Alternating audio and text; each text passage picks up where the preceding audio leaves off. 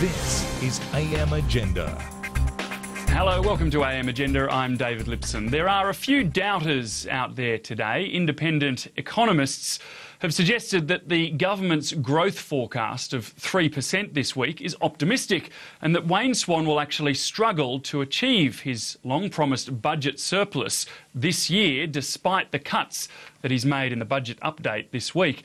There are also fresh doubts about the Coalition's towback policy on asylum seekers from the Secretary-General of ASEAN, who has suggested that the Coalition's policy is counterproductive and could jeopardise our ties in the neighbourhood. Let's go first to our political panel today. Joining me from Sydney, Ed Husic, Labor MP, and also Shadow Parliamentary Secretary Jamie Briggs. He's in Sydney as well. Thanks for your time this morning, gentlemen. First to you, Ed Husic. The surplus has gone from wafer to paper-thin. How certain are you that the government can achieve it? Well, I am certain that there'll always be someone doubting whether or not we're able to do this. You know, the challenges have been great. I mean, we've seen revenues tanked nearly $160 billion since the GFC, and it's always been tricky to try and manage a budget in that context. But what we've been able to do is be able to make savings to the tune of about $138 billion, I think it is, over the course of our budgets, and do it in a way that we can still invest in people, invest in the services needed in the country, but not necessarily tear away at jobs. And it is a complete contrast to what we've seen, particularly in terms of some state governments. So I think we've got, it's always going to be difficult. I mean, independent economists, there'll be people on the sideline that will have their fingers well and truly crossed to breaking point, hoping that we'll fail, and I've been by that the opposition, but they don't really have a plan themselves as to how to actually bring in savings that don't affect the community. Well, just before we go on with the economy, you can see on the bottom of your screen there, we have reports this morning that Craig Thompson's home on the central coast of New South Wales has been raided by police this morning. It was reportedly a joint operation between Victoria and New South Wales fraud squads. And apparently there are scenes of police leaving his home this morning. We will bring you more information on that as it comes to hand. But first, perhaps just a comment on that, Ed Husic. Anything to make of that? Oh, look, it's just, I've just seen the reports myself, and you'd want to be able to get some more info before commenting further. And Jamie Briggs? Well, look, I think Ed's right in that sense. We would obviously the reports are just coming in, but it's not news that the Coalition's had concerns for some time about the reported millions of dollars which were rorted from people who pushed trolleys down the corridors of our hospitals by this union. Now, the police should be investigating. They are investigating, and hopefully they'll get to the bottom of it.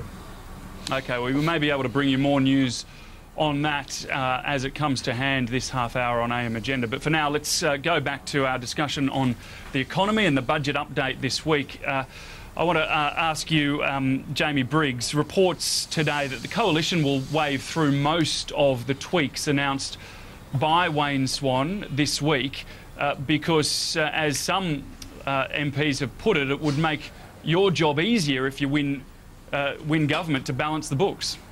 Well, look, ultimately the Coalition will consider the detail of the proposals which are put to Parliament, but we are the opposition, we are not the government. And in that sense, this is a matter for the government to manage the budget. Peter Costello and John Howard managed to deliver surpluses 9 out of their 11 years in government. They paid back $96 billion of Labor debt. They put Australia into surplus. They created a future fund. The Coalition's got a record of being able to manage the budget. Now, Ed makes this point that the GFC saw a reduction in revenue, and undoubtedly it did.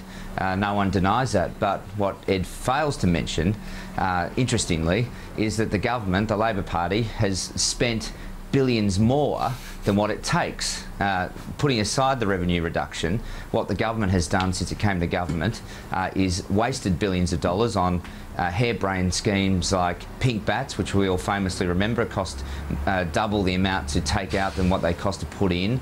They wasted billions on overpriced school halls, particularly in New South Wales, Ed's home state.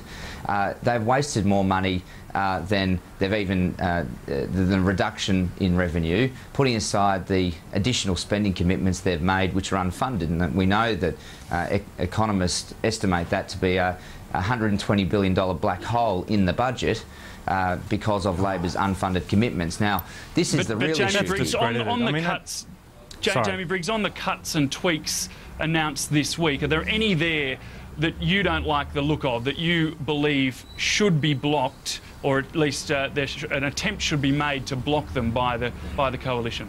Well, we've said time and time again that the government's wasteful spending will mean that families pay. Australian families will pay with the attack on private health, a further attack on private health insurance, which we've seen this week.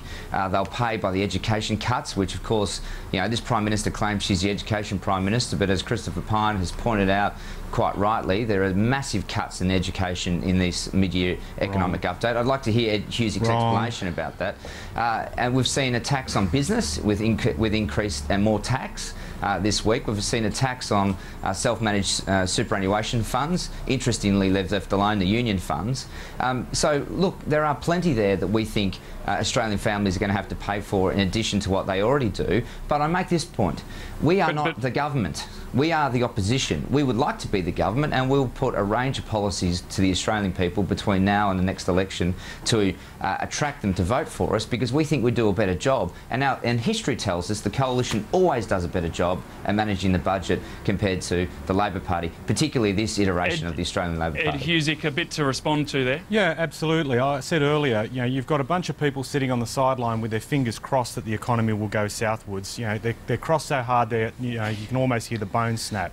I mean, on the one hand, you'll hear them often say that this government has, you know, an issue with spending. We've gone into debt. Correct. We've spent to. This is the claim that's made, and every time we go to make a saving, well, hang on, Jamie, I just listened to you for literally an epoch going on a few moments ago and didn't interrupt you. So, I mean, that must have been hard for you. Well, it is actually. It's too early in the morning to listen to you. But at any rate, and I jest because I actually do get on with Jamie. All right, let's get on with it. But the point I make is this: they claim that they claim on the one hand that the government's gone into debt, ignoring the fact that we went into a GFC where we did need to ensure that the economy kept moving. Every time we go to actually make a save, they oppose it. Every time we go to prune back spending, you never see support for it. We have the type of ridiculous suggestions that went on where we had Joe Hockey, for example, claiming that the baby bonus was akin to China's one-child policy, which was just nuts.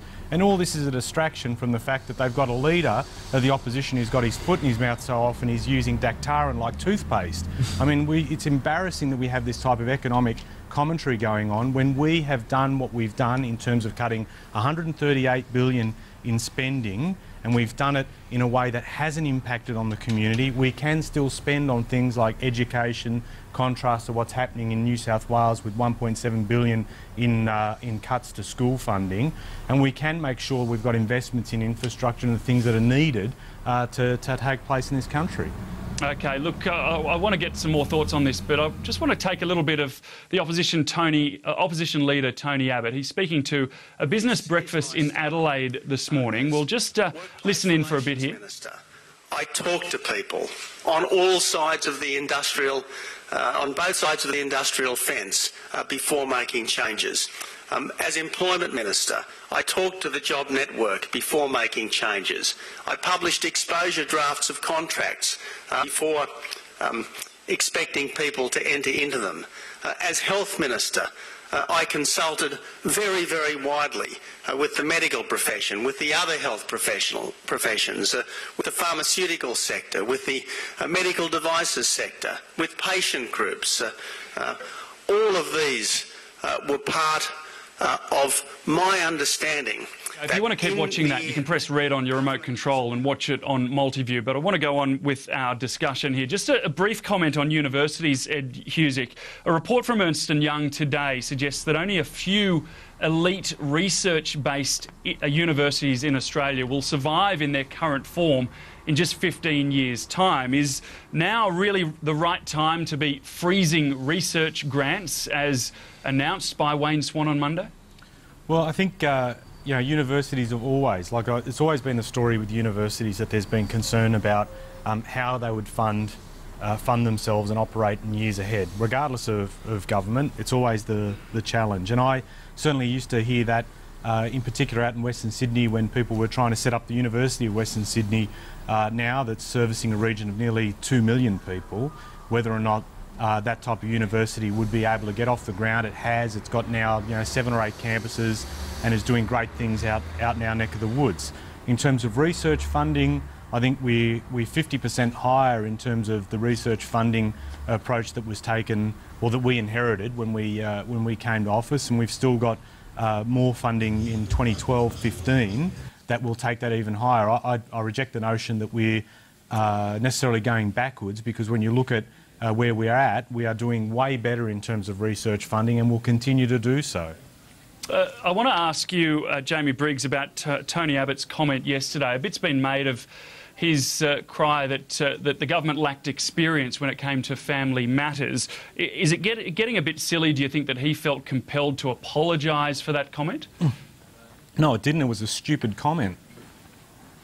And what about you, Jamie Briggs? Jamie Briggs, can you hear me? I can hear you. Can you hear me? Looks like we've... Oh, sorry, Jamie, go on. Look, it's becoming ridiculous, these discussions, this sort of petty politics which is going on, all based... I think the Daily Telegraph editorial summed it up nicely today. Let's have a discussion about policy. Let's have a discussion about issues which affect Australian families. That was the point Tony was making yesterday, and he was right to make the point. The government has made this claim that after the first child somehow costs reduce. Well, it's just absurd. Anyone who's had more than one child knows that they actually go up. So this claim that they are, somehow that it's good policy to reduce the baby bonus post the first child is ridiculous. And that was the point Tony was making. And I think, Australian families know they're feeling the effects of whether it be the carbon tax, whether it be the attack on private health insurance. They are feeling the effects of a government who doesn't know how to manage the economy and are looking for every diversion they can possibly find to talk about anything else. OK, we've got to take a quick break. Before we do, I just want to remind you of that breaking news at the bottom of your screen. Reports that Craig Thompson's home on the central coast of New South Wales has been raided. We'll try and bring you some more details of that as they come to hand, but first a quick break.